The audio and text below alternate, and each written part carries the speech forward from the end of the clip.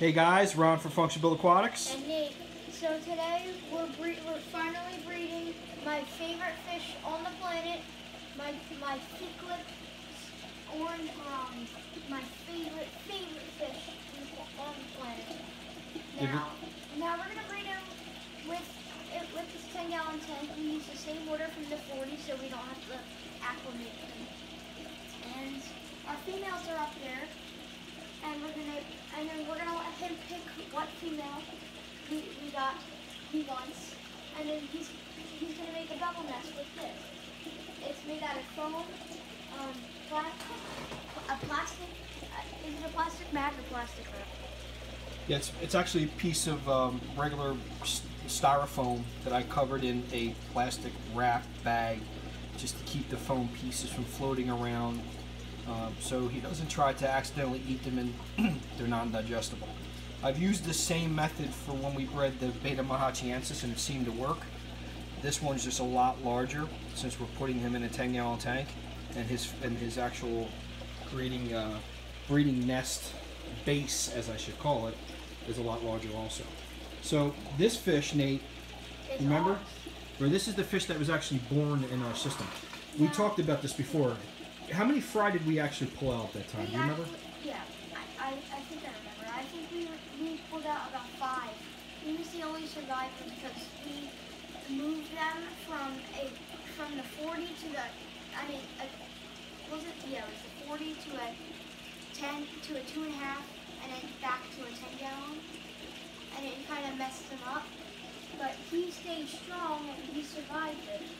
Yeah, so he was the only surviving fry out of that we pulled out of the 40-gallon tank, and unfortunately, netting the fry out of the 40-gallon tank was the cause of losing so many of them, and we had no choice. It was either try to find a way to scoop them out, or just let them get crushed, and they were literally getting eaten, by the boatload. All the fish in that 40-gallon tank at the time were probably close to about 25 fish. So he's the one survivor that we were able to grow out in regards to the fry. And now he's going to breed for us, produce fry for himself.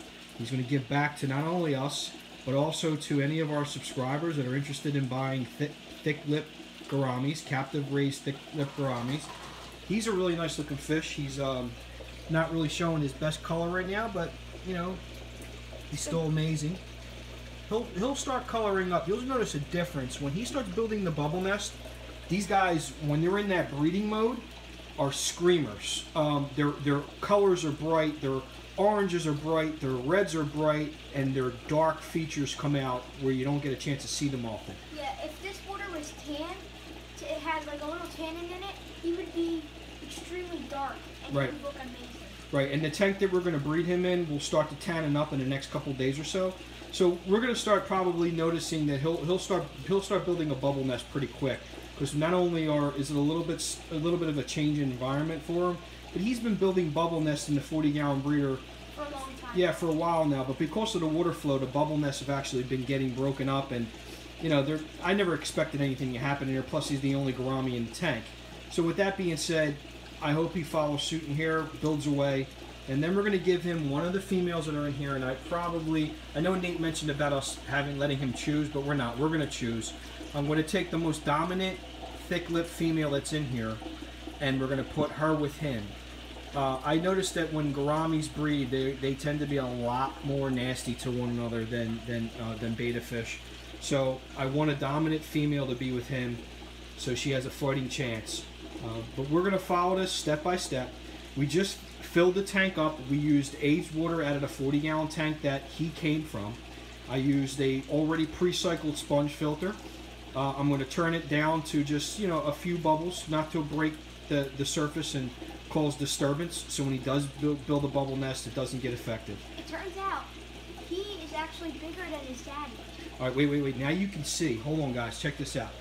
You can actually see that orange fringe down below.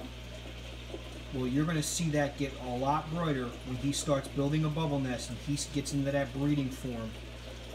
You'll notice the difference from this video to the next video when he's got a nest going and the water's got some tannin in it. and he's showing his best color. He's already actually getting brighter by the second while I'm looking at him.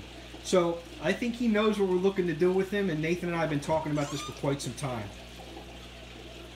My daughter just walked in. Here she goes, little boss.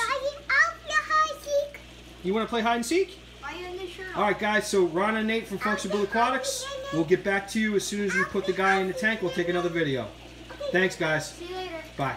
Philosopher? Yes. Yes. Yes. Yes.